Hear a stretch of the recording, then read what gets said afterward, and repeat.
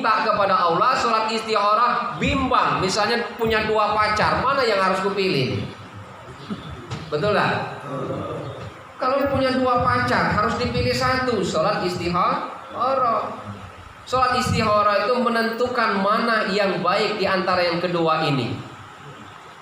Jangan juga di dalam istikharah itu berdoanya, ya Allah, moga dua-duanya nikahi bareng. Itu tidak perlu lagi istikharah, Pak. Tinggal mampu apa tidak kira-kira. Itu nih. Ya.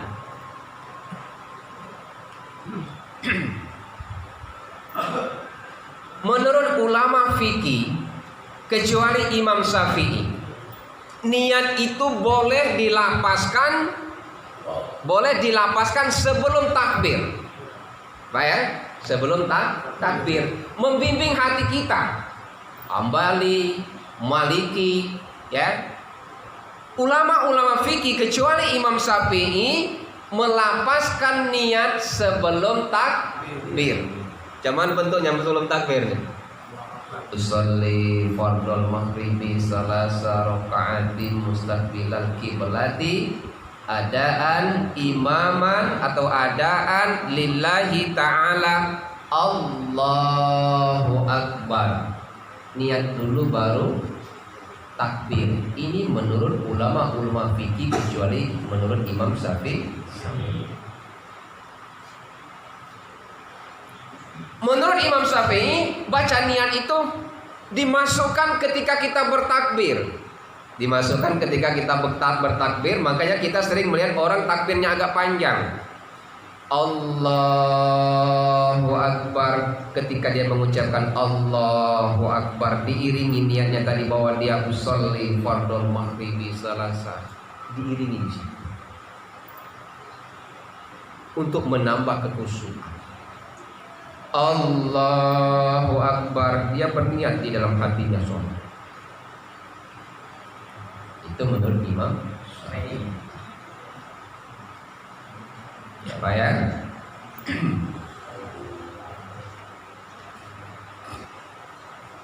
Nah, menurut Imam Hambali kecuali Imam Syafi'i tadi dilapaskan sebelum takbir. Sholli fardhul maghribi salasa raka'atin mustaqbilal qiblati lillahi ta'ala, Allahu Akbar. Ini menurut imam-imam fikih yang makanya kita kalau lihat di Masjidil Haram, imamnya cepat, Allahu Akbar, cepat, ya Pak ya, karena dia melapaskan sebelum takbir. Pak Ustadz, mana yang baik? Indonesia, Islam masuk di Indonesia, ada yang menjelaskan pada abad ke-7, ada yang menjelaskan pada abad ke-14. Indonesia masuk di negara Islam, di negara Indonesia mulai dari Arab Selatan masuklah ke Indonesia melalui para pedagang saudagar masuk ke Banda Aceh dan menyebar sampai kepada kita zaman sekarang. Mayoritas di Indonesia mengikuti mazhab Imam Syafi'i. Apakah boleh kita mengikuti mazhab yang lain? Boleh. Tidak ada larangan. Tidak ada larangan. Ustaz, saya tidak mau mengikuti cara ibadah atau cara tuntunan sholat yang diajarkan oleh ulama-ulama terdahulu. Saya tidak mengikuti ulama Syafi'i, saya tidak mengikuti Imam Maliki, saya tidak mengikuti Imam Hambali dan sebagainya. Jadi kamu ikut siapa? Saya ikut Rasulullah. Boleh tidak? Boleh tidak ikut Rasul? Shollu kama ra'aitumuni usolli. Ustaz, sholatlah kamu sebagaimana aku sholat, kata Nabi. Jadi tidak perlu ikut siapapun petunjuk sholat, saya ikut Nabi. Ya, ajaran Nabi sampai ke kita itu melalui siapa, Pak? Melalui siapa? Melalui Nabi apa melalui sahabat, melalui ulama? Melalui para ulama. Ya.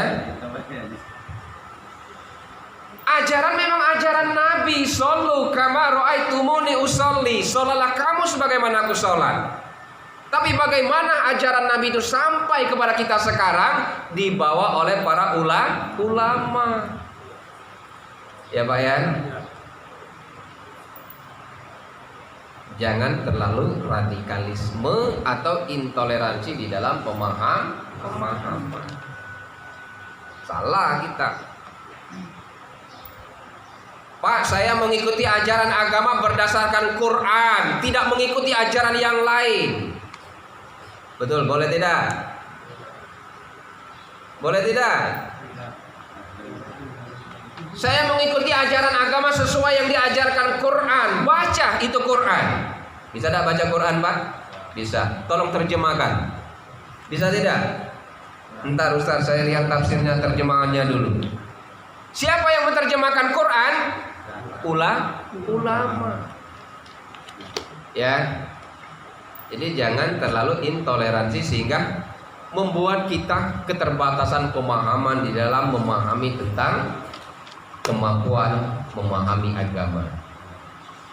Iza musidal amri ila ghairi ahli. Kalau kita ingin memahami segala sesuatu, tanya kepada orang yang ahlinya. Ya Pak ya. Kepengen belajar tafsir, tanya ke Profesor Quraisy Shihab. Kepengen belajar tafsir, tanya Profesor Buya Hamka. Ya kan? Kepengen belajar tentang ilmu hadis, undang Ustaz Abdul Somad misalnya. Betul tak? Kepengen belajar tentang fikih Islam, beli buku karangan ilmu-ilmu fikih Islam, kalangan Sulaiman Rasyid misalnya.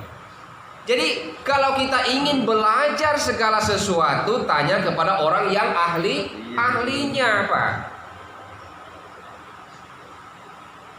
Kepengen tahu bagaimana bikin tempe, tanya kepada orang yang ahli bikin tempe.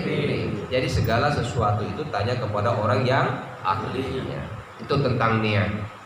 Jadi niat tadi ada yang dilapaskan sebelum takbir, ada yang dilapaskan mengiringi, dimasukkan di dalam mengikuti takbir. Imam-imam yang lain kecuali Imam Syafi'i sepakat bahwa lapas niat diucapkan sebelum takbir. Syafi'i beriringan Allahu Akbar, beriringan ketika mengucapkan di dalam hatinya. Bisa dipahami? Niatnya tidak perlu diajarkan lagi ya. Yang kedua, niat itu letaknya di mana? Ayo.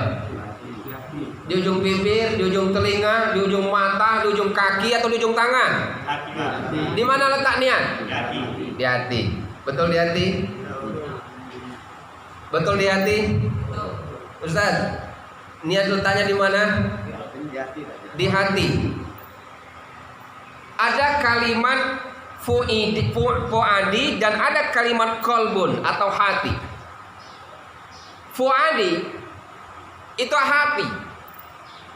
Kenapa dikatakan fuadi? Kalau dia letaknya niat itu di fuadi, wal afidah fuadi, hatinya itu sudah terjamin dan tidak terganggu, mantap, tidak tergoyah oleh siapapun. Itu namanya sudah tingkat fuadi. Ya. Kalau dia kolbun, kolab, hati masih berbolak-balik, masih ragu terkadang, masih bimbang sholatnya. Makanya kita selalu sering berdoa, ya muqallibal qulub sabit qalbi ala dinik wa ala taati. Sering kan kita baca tuh, ya muqallibal qulub, kalimatnya qulub, hati. Ya muqallibal qulub, wahai yang membolak-balikkan hati. Ya kan? Sabit qalbi, jaga hati kami. Jaga itu maksudnya supaya tidak ada keraguan dan bimbangan. Sabit qalbi ala dinik, agar hati kami mantap di dalam agama kita. Agama apa? Agama Islam. Wa ala ta'atik, dan pada ketaatan kepada ketaatan. Ya muqallibal qulub sabit qalbi ala dinik wa ala ta'atik. Wahai zat yang membolak-balikkan hati. Siapa zat yang membolak-balikkan hati? Allah. Jaga keyakinan kami, kemantapan kami kepada agama kami, dan jaga agar kami selalu patuh kepada ketaatan kepadamu. Sering-sering lapaskan habis sholat. Ya muqallibal qulub sabit qalbi ala dinik wa ala ta'atik. Bisa Pak ya? Bisa? Kalau tidak bisa kita coba belajar sampai 1, 2, 3. Bismillahirrahmanirrahim. Bismillahirrahmanirrahim. Ya muqallibal qulub, sabit qalbi, ya muqallibal qulub, sabit qalbi, ala dinik, wa ala ta'atik, ya muqallibal qulub, sabit qalbi, ala dinik, wa ala ta'atik. Rasapi kita membacanya itu seolah-olah mengalir ke dalam aliran darah, supaya ingatannya itu tajam. Ulang lagi. Ya muqallibal qulub sabit qalbi, ala dinik, wa ala ta'atik. Ya muqallibal qulub, sabit qalbi, ala dinik, wa ala ta'atik. Sekali lagi.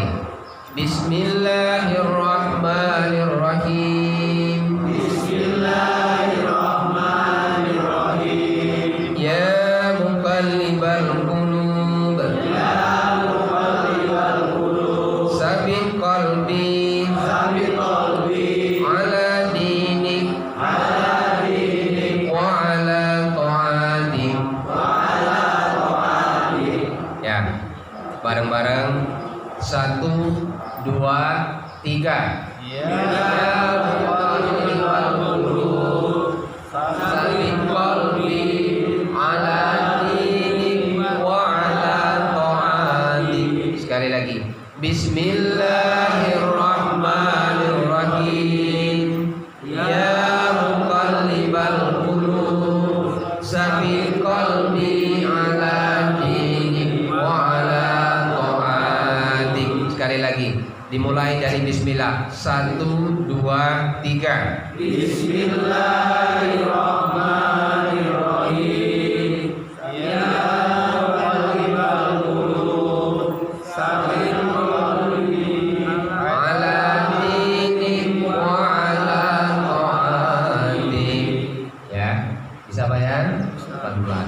Menghafal itu seperti itu. Pertama pelan, terus dihayati seolah-olah masukkan ke aliran darah. Ya muqallibal qulub sabit qalbi, ala dinik, wa ala ta'atik. Sekali lagi. Ya muqallibal qulub sabit qalbi, ala dinik, wa ala ta'atik. Wahai zat yang membolak-balikkan hati manusia, wahai zat, jaga hati kami. Sabit qalbi, jaga hati kami, jaga agama dan keyakinan kami, agar kita selalu patuh kepada ketaatan Allah. Ya, itu tentang niat. Paham niat tadi Pak? Innama a'malu bin niat. Segala sesuatu dimulai dari niat. Kenapa harus berniat? Membedakan pekerjaan yang satu dengan pekerjaan yang lain, atau mengerjakan ibadah yang satu dengan ibadah yang lain, letaknya di niat. Betul lah. Ya. Kalau orang tak masang niatnya yang kadang nak ke masjid, tiba-tiba ada kawan ketemu di jalan, belok dari masjid, nyimpang. Ini belum sampai kepada fuadi. Masih sampai kepada tingkat kolbun, sampai hati. Karena hati mudah terpengaruh, terbolak-balik. Siapa yang membolak-balikan? Min saril waswas, dari kejahatan jin dan manusia atau setan yang membolak-balikan hati. Tapi kalau tingkatan hati kita sudah sampai kepada fuadi, sudah dijaga oleh Allah, mantap. Kalau niatnya keluar dari rumah, saya ingin ke masjid melaksanakan sholat berjamaah, apapun halangan di jalan.